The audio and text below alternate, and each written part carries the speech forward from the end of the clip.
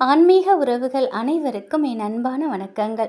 நாளைய தினம் சனிக்கிழமையில் ஆடிப்பெருக்கு வருது. அது மட்டும் இல்லைங்க, நாளைய தினம் பூச நட்சத்திரத்தோட சனிக்கிழமையில் ஆடிப்பெருக்கு வரதுங்கிறது ரொம்ப ரொம்ப விசேஷமானது. நாளை மதியம் 2 மணிக்கு மேலே பூச நட்சத்திரம் பிறக்குது.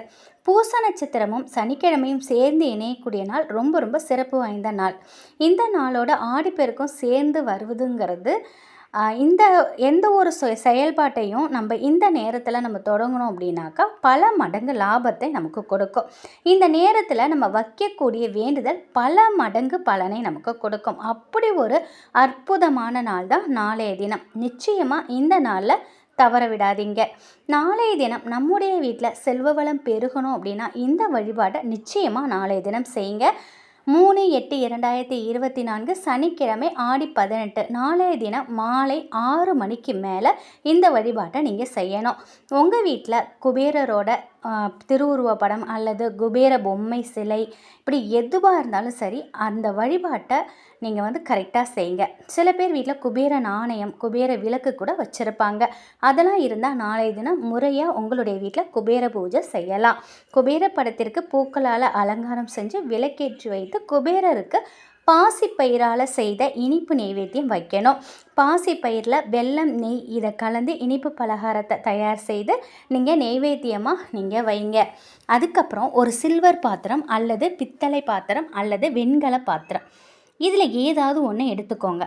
அதில் ஒவ்வொரு குபேர நாணயங்களாக சத்தம் எழுப்பும்படி நீங்கள் போடணும். 108 முறை போடணும். அந்த 108 முறையும் ஓம் குபேராய நமக அப்படிங்கிற மந்திரத்தை சொல்லி நீங்கள் வழிபாட்டை செய்யணும். இந்த மாதிரி செய்யும்பொழுது உங்கள் வீட்டில் செல்வ வளம் பல மடங்கு பெருகும். கடன் பிரச்சனை படிப்படியாக குறையும். வீட்டில் தங்கமும் வைரமும் வைடூரியமும் சேர தொடங்கும். குண்டுமணி கூட இல்லாத வீடும் குபேரர் வீடு போல் ஆவதுங்கிறது ரொம்பவே உறுதியான ஒன்று. அதனால் நீங்கள் நிச்சயமாக இந்த ஒரு வழிபாட்டை நீங்கள் செய்யுங்க. எங்கள் வீட்டில் குபேரர் படமும் இல்லை, சிலை இல்லை, குபேர நாணயம், குபேர விளக்கு இது எதுவுமே இல்லை அப்படின்னு நினைக்கிறவங்க கவலையே படாதீங்க.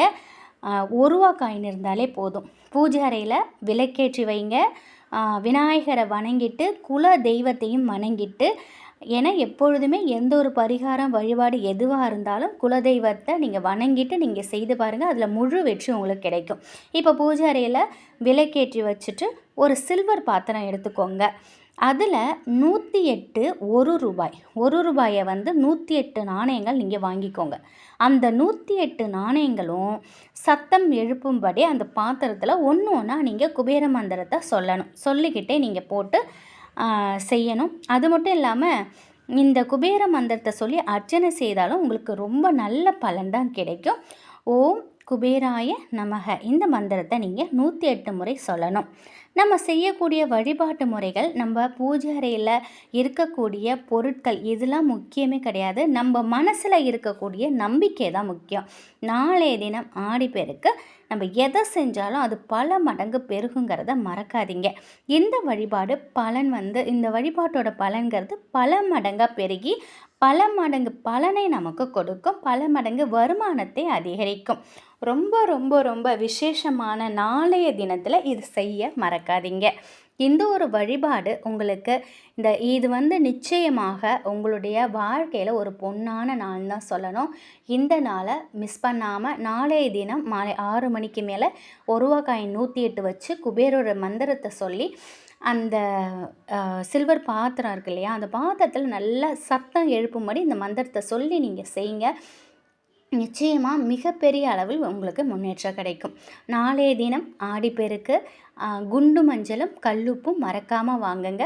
வசதி இருக்கிறவங்க தங்கம், வெள்ளி, நல்ல நேரம், யமகண்டம் ராகு காலம் இல்லாமல் நல்ல நேரம் பார்த்து வாங்கிக்கோங்க. அப்படி வசதி வாய்ப்பு இல்லாதவங்க குண்டு மஞ்சளும் கல்லுப்பையும் வாங்கிக்கோங்க. ரொம்பவே நல்லது. நாளைய தினம் 8:50க்குள்ளே 7:45லேருந்து 8:50க்குள்ளே நீங்கள் தாலி கயிறு மாற்றிக்கலாம். இந்த டைமிங் ரொம்ப முக்கியம். கால நேரத்தில் தாலி கயிறு மாற்றுவதுங்கிறது ரொம்ப ரொம்ப சிறப்பான ஒரு விஷயம். எதையும் மறக்காதீங்க. இந்த நீங்கள் நாளைய தினத்தில் நீங்கள் ஒரு சொம்பு தண்ணி வச்சு அது வந்து கங்கை, யமுனை, கோதாவரி, சரஸ்வதி, நர்மதை, சிந்து, காவேரி இந்த புண்ணிய நதிகள் எல்லாம் இந்த தீர்த்தத்தில் எழுந்தருளி எங்களுக்கு நல்ல வழியை காட்டுங்க அப்படின்னு சொல்லி மனசார வேண்டிக்கிட்டு நீங்கள் இதை செய்யலாம். 7:35லேருந்து 8:50க்குள்ளே நல்ல நேரம். அதை தவற விட்டுட்டீங்க அப்படின்னா 10:35லேருந்து 11:55க்குள்ளே நீங்கள் தாலி சரடு மாற்றிக்கலாம். முடிந்த அளவுக்கு 8:50க்குள்ளே நீங்கள் தாலி சரடு மாற்றுவதுங்கிறது ரொம்ப ரொம்ப சிறப்பான ஒன்று. சனிக்கிழமை வருது அப்படின்ட்டுலாம் நினைக்காதீங்க. ஆடி 18 எந்த கிழமையில், எந்த நாளில், எந்த தேதியில் வந்தாலும் எந்த சலனமும் இல்லை. நீங்கள் தாலி சரடு புதுப்பிச்சுக்கலாம். நீங்கள் பெரியவங்கள்ட்ட ஆசீர்வாதம் வாங்கிக்கோங்க. அது மட்டும் இல்லாமல் நாளைய தினத்தில் நீங்கள் வந்து தங்கமோ வெள்ளியோ கடனாகவும் கொடுக்காதீங்க, இரவலாகவும் கொடுக்காதீங்க. அதனால் நீங்கள் மிகப்பெரிய அளவில் வறுமை வரத்துக்கு காரணமாக இருக்கும். இன்னொன்று, யாராவது ஒருத்தருக்காவது நாளைய தினம் அன்னதானம் செய்யுங்க. அது ரொம்ப சிறப்பான பலனை உங்களுக்கு பெற்றுத்தரும். அதனால் முடிஞ்ச அளவுக்கு நீங்கள் அன்னதானம் யாராவது ஒருவருக்காவது வயிறார சாப்பாடு கொடுங்க. நாளைய தினம் ஆடிப்பெருக்கு சந்தோஷமாக நீங்கள் வந்து மனநிறைவோடு நீங்கள் கொண்டாடுங்க. ஆடி 18ல் இந்த 2 பொருளையும் வாங்குங்க. அந்த கரெக்டான டயத்தில் தாலி சரடு மாற்றிக்கோங்க. யாருக்கும் இரவலாக தங்கத்தெல்லாம் கொடுக்காதீங்க, கடனாகவும் கொடுக்காதீங்க. அன்னதானம் செய்யுங்க. உங்கள் வீடு வந்து சிறப்பாக இருக்கும், முன்னேற்றம் சிறப்பாக இருக்கும். உங்கள் சந்ததிகள் நல்லா இருப்பாங்க. நீங்கள் நாளைய தினம் இந்த ஒரு வழிபாட்டையும் நீங்கள் செய்யுங்க. ஏன்னா பூச நட்சத்திரமும் சனிக்கிழமையும் வரதுங்கிறது ரொம்ப ரொம்ப விசேஷமான நாள். அதுவும் ஆடிப்பெருக்கில் வரதுங்கிறது ரொம்ப விசேஷமான நாள். அதனால் இந்த நாளை தவற விடாதீங்க. அனைவருக்கும் ஆடிப்பெருக்கு தின நல்வாழ்த்துக்கள். ஆடிப்பெருக்கில் அனைவரோட வாழ்க்கையிலையும் அனைத்து வளங்களும் பெருகி, சந்தோஷம் பெருகி, பண வரவில் அதிரடி மாற்றங்கள் ஏற்பட்டு, கடனில்லாத ஒரு வாழ்க்கை வாழ்ந்து, வாழ்க்கையில் சிறப்பான ஒரு வாழ்க்கை வாழ வாழ்த்துக்கள். நன்றி.